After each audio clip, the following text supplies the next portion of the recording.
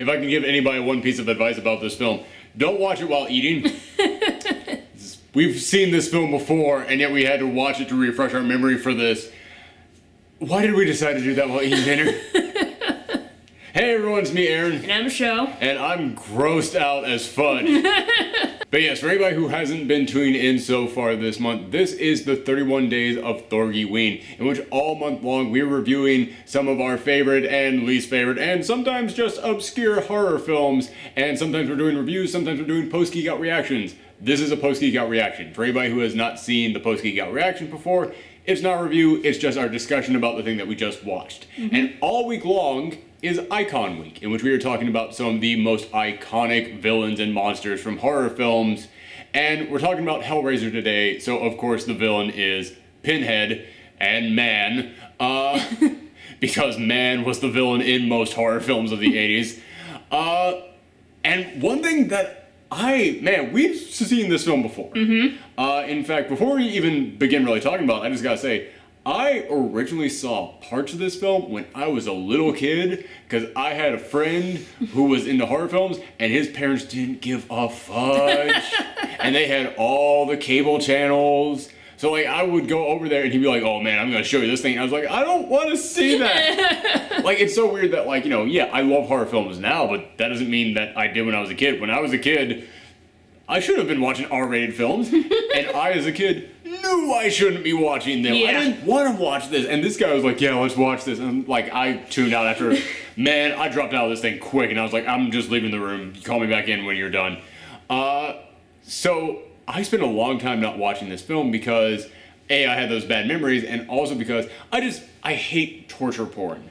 I hate those films that's like, let's just watch how this person is going to get into this situation, and then they're just going to be tortured, and their skin's going to be ripped off, and it's just going to be really gross. That's why I never watched any of the Saw films. Like, even the ones that people told me were good, I just looked at them and was like, dude, it looks like it's just going to be torture porn to me, and I don't want any part of that. But a couple of years ago, we decided, you know what? I think you had already seen it before me. But I was like, I've only seen like parts of it. Okay, yeah. so you're in the same boat. But yeah, like a couple of years ago, we decided, you know what? Everybody talks about this thing. I should go ahead and watch it. I actually really dug this thing. Yeah, it's like most of the, like, when I say part of it, I mean, like, I basically watched like a document of like the... Oh, really? Well, it's like, you know, like behind the scenes, like with the makeup and animatronics. Oh, and okay. like that always got me interested in Hellraiser, but you know, I was still a little kid, so I couldn't really see an R-rated movie, so... This is like the hell version of Jim Henson. It's like, if Jim Henson, like in an evil alternate reality, this is his Muppets. Jim Henson from Earth 3. Just imagine Pinhead with Kermit's voice.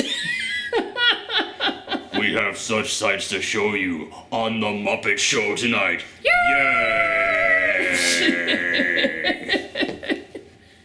Waka waka. Yeah. Yeah, that's pretty. Don't think about that too long. But yeah, so like I went forever without seeing this, and when I finally watched it, I was like, oh, this isn't torture porn. This is like good old fashioned like suspense and thriller and horror and like just everything that I could possibly want. Yeah, exactly. It's a damn good movie. It is. And I find it interesting that we're talking about this the day after we talked about Freddy vs. Jason, and I mentioned how neither of those films really ever did for me. Like, just simply because I'm not really into like slasher films.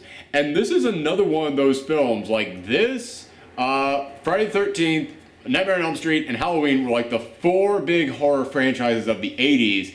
And none of them really did for me until this one. And I was like, oh, dude, this is the one I've been waiting for. Because like I mentioned, I'm not really into slasher films because I'm always like, listen, in real life, if some dude came at me with a knife, I'd be freaking the fudge out. But watching it in a movie, I'm always just kind of like, run. Just run. Pick up a chair and beat him with it. Like, I love any slasher film where someone actually like fights back and starts beating the other guy's ass. But with this one, it was like, oh, you open that box, you're screwed. You're done in. Like, after I watched this the first time a couple years ago, I just like marathon like all the other Hellraisers, and they're not all that great. Yeah. But I actually dug way more of them than I dug of all the like Nightmare films and all the Friday films that I've seen. So yeah, I'm actually a huge fan of this franchise. Yeah. I can't believe I'm saying that. Because, again, on the outside, it looks like it's just a torture porn film because the Cenobites, basically, they're really hardcore S&M people who don't know what safe words are. I'm going to talk about some adult stuff here on this. Sorry, guys. Well, it's a very adult-oriented movie, if you can't handle anything that I'm about to say, you shouldn't be able to handle this film. Other way around. If you've seen this film, you can handle all the stuff I'm about to say. But yeah, I found that very interesting about the Cenobites, that they're not really, I mean, they're monsters, but they're not, like, malicious. That's the thing that makes them so creepy to me. They think they're being nice. Like, they think they're helping you. Like, to them, this is the ultimate pleasure. Like, to them, this is like pain equals pleasure. So it's like, no, we're here to give you something amazing. Like, they tell you, yeah, we're demons to some, but angels to other. Like, there's like Jesus metaphor, symmetry, symbolism. God, this is the 4th video I have shot today, folks. I'm sorry if I'm not talking well. There's like Jesus and religious symbolism all throughout this film, and at first I was kind of like, okay, so that's them trying to say like, oh, God can't help you with these guys are that bad. But I'm thinking now, after like a second watching of it, I think it was more meant to be like a, hey man, religion and Jesus and God and all that, that's not real. This is real. And all this stuff you heard about heaven, it's them, but being written by really messed up people, like the people who would actually think this is heaven. That's what really is that's what you think is heaven. Like, all that is just stories people made up about the Cenobites. So I think that's actually kind of a really weird take on it, a weird way to view this, but I wonder if that's what they were kind of going with. That's a very good point. It's like, and that's one of the reasons why I enjoyed this film. Is like, usually when it comes to like scary movies, I have like 3 categories. There's like the gore slasher film, there's the psychological, and then there's the supernatural and paranormal. And this has all 3 elements put together very nicely. It really does. Like, that's one of the things that I find very intriguing, is that it really does hit so many beats. Mm-hmm. And it's not even, another thing that really gets me about this film, it's not even like I had to go somewhere and I'm in this location where this stuff is happening. One of the things that I love about the Cenobites is that the moment you open up that box, no matter where you are, it turns into the torture chamber. Mm-hmm. Like, you see that amazing effect of when she's in the hospital, and then all of a sudden, like, it's a brick wall, then all the bricks turn black, and, like, all the cracks in between the bricks start glowing, mm-hmm. and it's like, oh, shit. Like, you just walked into another dimension. Like, I love some of the later Hellraiser films where they actually go into the Cenobite universe, just to see, like, how thought out all of this is. But yeah, the actual film itself, we were talking about these guys like they're the main attraction of this thing, and I think that's one of the most interesting things about this film. They're really not. No. Like, they are, like, yeah, in the later films, it's all about them. This film, they're like that thing in the background. Like, they are not the focus of this film at all. And that's another thing that I find very interesting about this. It follows the rules of, you know, every slasher film from this generation, where there is the last girl, there's that girl who survives. She's not even the main focus of this film.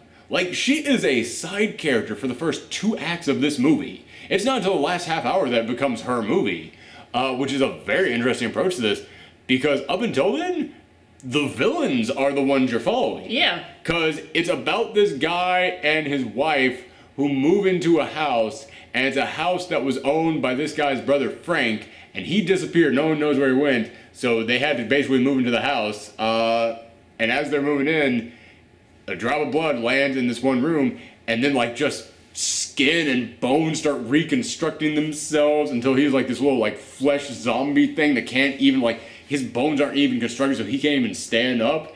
And it's Frank, and it's revealed this guy's wife, basically, she's got the hots for Frank. Like, they had a fling while they were, while she was already married to her brother, and this whole time, she's just been like, the best way that I can put this is, her husband is a Jerry. Like, no, did you not have this thought? Like, during this, all I could think was, I kept looking at them as like, dude, this is Jerry and Beth from Rick and Morty. Because he's totally just Jerry. Like, he even kind of looks like him. So I'm honestly shocked that Rick and Morty have not tried to spoof this at some point in time. Yeah, they might. Dude, don't you want to see Rick, like, just solve the puzzle box and just like, oh, whatever. I've been through worse. We have such sides to. Wait, what are you doing with that box now? Oh, I completely deconstructed it, so now it's being flipped inside out, which means that now you're actually going to go into a black hole. And problem solved. There's your Rubik's Cube, kid. Had to throw that in for Rick. Feels really bad to talk about Rick and Morty at the moment after the whole Szechuan sauce thing. Yeah. Szechuan sauce. I can't talk. I can't walk. I'm aware of what I said. I would like to remind everyone, my 4th video today. But yeah, it's, man, basically, she's married to a Jerry. He's married, except that Jerry is pathetic. This guy's just really nice. He's just like a He's nice... dope. He's like so nice, he's kind of a dope. Like, he's innocent, I Yeah, guess. that's what it is. It's like, dude, how do you not see what a bitch you're married to? Like, and I don't like using that word, but it is like, no, man, she is just flat out Cruella de Vil. So, what exactly attracted these two to each other? Like, Opposites attract? she's got to be using him for his money. Like, you look at the house. Probably, yeah. You see the house he moved into. It's got to be something like that. Like, there is one moment in here where, like, it's so odd to me because Frank comes out and he's about to kill his brother, and then she goes, no, don't. And it's clear she's telling him not to kill him. And then, like, the very next day, she's like, fuck it, kill him. And I'm like, all right. So do you care about this guy at all? What's the deal? Because this thing, it's not like her and Frank are romantically linked. It's not like there's something about him that she's like, no, she really digs his adventurous spirit. She just wants the D. That's all that this is. They're both sexual deviants. That's kind of what the thing is with Frank. Although in all honesty, it's kind of weird looking at Frank in the modern era, because the first thing that you really see of Frank when she comes in the house, she finds all these photographs that he took of himself having sex. And back in the 80s, that's like, oh my gosh, you have to be some kind of like crazed wild man to do something like that. And now these days with the internet, it's like, hey, people want to do it, do whatever you feel like, kids.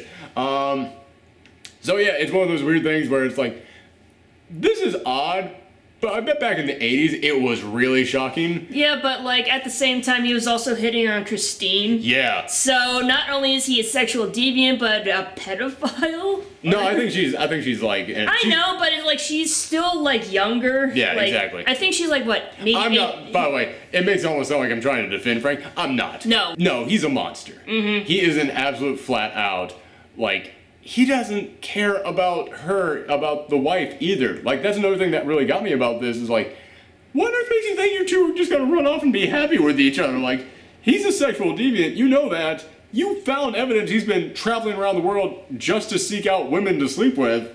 What makes you think you're going to be the thing that's like, no, but he's going to settle down for me. We're going to get a house and it's going to be all great together. It's like, I thought it was more like she wanted to like go run away with him. But it's like, what exactly are you going to do? Like, do you honestly think that like this guy who was defined by, I just want to go out there and just sleep with women nonstop, what makes you think he's going to stop at this? Like, that's the thing that kept getting me about. Is like, do you not see he's going to betray you? Like, what part of you thinks he's not a monster? But she herself is a monster too. Like, I guess it's one of those things where it's like, we can be villains together. Yeah. So yeah, that was one thing that kind of bugged me about this, is I was just like, did you never doubt this plan at all? So then at the end, when he turns on her and just stabs her in the gut, I was like, are you really that surprised? I think she was just like so infatuated with him that she wanted to do anything for him. Like he said, will you do anything for me? Anything at all. And hey man, when you're that thirsty, you don't care where the water comes from. That's it. That's all I can really say. That's it. She was really just like, dude, Frank bangs good. That's all I can say. That's some great sex. She needed that D. That's all that this was. That was the unofficial title for this film. Hellraiser, The Quest for D. Man, this is the weirdest post-gig out reaction we've ever done. But I mean, yeah, it's like, guys, this is the film. It's not... What do you expect me to say? But yeah, it's such an odd film to think that, like, the Cenobites are there for a split second in the beginning, and then they don't come back until later. And the reason why I keep repeating this is such an odd film is because yeah, we're looking at this as people who know what the Cenobites are, people who know what Hellraiser is, who know who Pinhead is. Imagine going into this film in the 80s when it came out, and it just starts with a dude sitting in a circle with a puzzle box, then a bunch of chains and stuff rotating around. With flesh on it. With flesh on. Then you don't see Squad for a while. Then Zombie Man forms out of a puddle of blood in the floor, and they have to start sacrificing people to it. And then all of a sudden, like in the third freaking act, demons come out of nowhere. Well, Pinhead sort of has like a quick appearance in the beginning. Yeah, all of them appear very quickly in Yeah. the beginning, which must, again, to audiences must be like, the fudge was that thing? That thing had no eyes, it just had chattering teeth. Like, Although, I don't know, maybe they were on the movie poster? I'm not entirely sure. Pinhead's on the movie poster. Yeah, he is, I know, but... But then that's the other thing, is like, I imagine that a lot of people in the audience were just sitting there like, where the hell is that guy that was on the poster? He was here for a flash second in the beginning, and now he's gone. But I have to kind of respect this film for it. I have to kind of respect this film that it had a premise, it had monsters, and then it went, we're not gonna make this movie about those monsters. We're making it about the guy who encountered those monsters, and now he's a creepy, murdering zombie living in an attic, and it's just some almost Hitchcockian style film of a woman who just brings men home to be murdered. Yeah.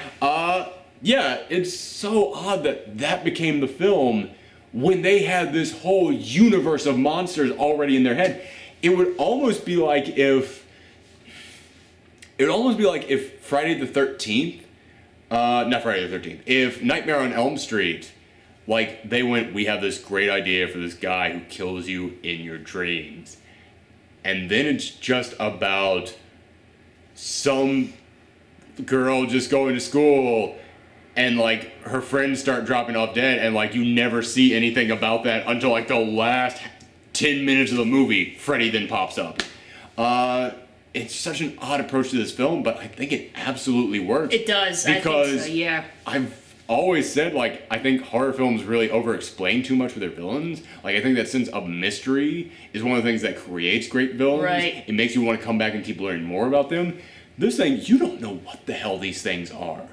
They just pop up out of nowhere. And I mean, the way that this thing ends, is like, okay, what the hell is going on with this? Like, you know it's sequel baiting, but... You know it's sequel baiting, but at the same time, it is also like doing just a great job of like, yeah, there's horrifying stuff all over this planet that you don't even know about. Like, when you see her at her work, and there's just this crazy homeless guy in there eating crickets. Like, yeah, she works at a pet shop, so... She works, yeah, man, I should probably have explained that. Although, we haven't been, like, explaining the plot or anything. No, so but... if you're watching this, you know what Hellraiser is. Yeah, basically, it's like, I don't really think should we be explaining the plot? It's fine. At this point, it's too late. Yeah. But yeah, there's just this crazy guy in there just eating handfuls of crickets. And honestly, I hated that scene because I was just like, what was the point of that? It goes away, and there's like, it doesn't tie into anything. Like, was it just there to be a creepy thing? What was the point of it? And then he shows up at the very end when she's trying to burn the puzzle box in the ashes of her house. He just comes walking up out of nowhere, reaches down, grabs the box, is engulfed in flames, and then it's a winged skeleton. Yeah, like a skeletal dragon almost. Yeah, like a dragon, yeah. Like just the skeleton of a dragon with wings, and it just screeches and flies off with the puzzle box, and I was like, what the fuck was that? He was in an earlier appearance. He was just like watching Christine walk down the street. Oh, I missed that part. Yeah, Okay. so like he appeared three times. Okay, yeah. alright. That's not as bad as just having him pop up in the pet store all of a sudden. But again, it's one of those things where it's just like, I know that there's a backstory here. Like, I know that you've thought out the mythos, because this really does feel like a film where they have thought this stuff out. But it doesn't tell you. Like, it does not feel that need to sit down and go, let me explain the Cenobites to you. They give you the same amount of information that you would get if they just popped up to kidnap you, which to me makes it more terrifying, because it makes it feel like, shit, man, this is what it would kind of be like if these things just came out of the puzzle box and was like, surprise, motherfucker, it's time to die. Yeah, you're basically in the same position as Christine was when she solved the puzzle. That is one of the scariest things I've seen in any film ever, is when she is just being held captive by these guys, and they're just moving in on her, and it's like, no, it doesn't, like, I didn't mean to open it, and it's like, that doesn't matter, and it's like, yeah, man, you can't negotiate with them, but that's another thing that I love about them. They're not just monsters, they have rules. If you solve the box, we come. Black and white. Don't want us to come? Don't solve the box. Well, I didn't know that would happen, but you solved the box. Too bad. Should have read that fine print. That's one of the things that's so creepy to me about it, is like, they are that black and white. Like, Jason, you can put on his mom's sweater, and he'll be like, oh. There ain't squat you can do to these guys. Like, the only way she was able to get out of it was to basically go, you messed up with something, I need to prove it to you. It's like, okay, well, in that case, maybe. And even when they get Frank back, they still go after her. Yeah, and, like, still, she has to, like... We said maybe, we didn't say yes. And it's like, so now she has to, like, solve the puzzle in reverse in order to, like, send them back. So... Maybe. That means no. Although you mentioned her having to solve the puzzle in reverse, which I think is a great way to set up, like, tension, like, can she do it in time? But that is one of the small problems I have with this film. There are a lot of, I can't do this. Oh, I did. Moments in here. Like, I think one of the first times I really noticed it is, like, towards the end when she, like, gets locked into the room where Frank was, and she's trying to get out. I was like, no, woman. Then she turns around, and the Cenobites are there, and then she immediately is able to open the door and get out. I was like, yeah, they're definitely... Was it not locked? And then also, like, she's trying to solve, it was like, it's impossible to get it to go backwards while the Cenobites are out. Except in the third act when she's trying to escape the house. Then it can just magically start going back. It's like, no, don't touch that. It's like, she was touching it in that hospital and she couldn't do anything and you didn't care. Why are you care now? Why can't she now suddenly put it back? There's a lot of little things like that. Yeah, but they're very easily pushed aside. I didn't notice it the first time. This is the second time I've seen it. Yeah, it's like, those little things can easily be overlooked. Yeah. Because, yeah, this is one of those films that I think the Cenobites are one of the best, like, modern-day monsters that have been created for all the reasons that we laid out. Like, just that fact that, like, they have rules, they mess with you forever. Like, that's another thing that's another reason why slashers don't really scare me. Life and death, like, you know, if someone's going to kill me, I'll be terrified, but the thought that if they kill you, well, it's over. What else are they gonna do? But those things out there that's like, no, I don't kill your body. I take your soul. That's the stuff that always scares the shit out of me. Because it's like, dude, that's forever. That's, for like, the idea of them torturing your soul for all eternity. That's something that is horrifying to me. So that, the black and white thing, but also just that mystery behind them, the look behind them. Man, I really do think that this was, like, an incredible, like, horror creation. And the fact that they were willing to, like, then just kind of, like, push them aside and go, no, we're keeping them in the background to make them mysterious. And we're going to focus on Zombie Frank in the attic. That's the thing that really makes me go, damn, this was a film that was... I can't believe this film was made in America. Like, this honestly kind of feels like a weird, like, European film. Or like a Japanese horror film. Where they're just like, no, we have our own freaky set of rules that do not match up with, like, what American horror rules are. In fact, this really does feel like Japanese horror to me. Because Japanese horror is more well known for being like, yeah, there's no way to win. At all, you're just screwed. Like, that's one reason why I can't read Junji Ito stuff, as much as I love horror films, as much as I love horror stuff. I can't read Junji Ito, because if you're in a Junji Ito book, you're not making it out. The only thing is, how long do you survive before you're permanently fucked? That's the entire premise of all Junji Ito books. So yeah, even though she does survive, it is one of those things where it's like, no, it doesn't feel like that up until the end, which that's another great thing about this movie. It really does feel like, no, they're not making it out of this. So yeah, I really cannot believe how much I dug this film for a movie that I spent years of my life going, no way am I even touching that. And I had all these, like, prejudices going into this thing of, like, I bet it's gonna be like this, and I hate things like this. And it so is not that. In fact, there isn't even really any, like, torture in this movie. It's the fear that you might be tortured, which that is so much more effective than actual torture in a movie. Yeah, it's like if you're going to have torture, then have it involved in the movie. Like, don't just do it to like gross people out, which Yeah. I really hate when movies do that. That's anytime that it's like, hey, look at this gross thing. It's like, dude, come on. Try being a little salty goes a long way. I mentioned Hitchcock earlier, which I never thought I'd compare Hitchcock to Hellraiser. But yeah, it's the horror that you don't see, like, Psycho, them not showing the knife actually stabbing, is so much more terrifying than actually seeing the knife stabbing. Yeah, man, these guys, you only really see them torture one person in here, and it's at the very end, and it's meant to kind of be like a good moment, like, yeah, get him. But the rest of the film is them just showing you the tools they would use to torture you, and then that fear that they might do it. Which I think is what makes this so effective. So yeah, you have anything else you want to add? No, I don't think so. Yeah, so this is a big A+. I wish that I had been able to review this, but like I said, we had a wedding to go to over the weekend, so I am trying to make up for lost time like crazy. But also, I even got a request on Twitter who specifically asked me to post Geek Out reaction to this film, not review it, post Geek Out reaction, so I was like, done. Sure. Makes it way simpler on me. So yeah, thank you to whoever that guy was.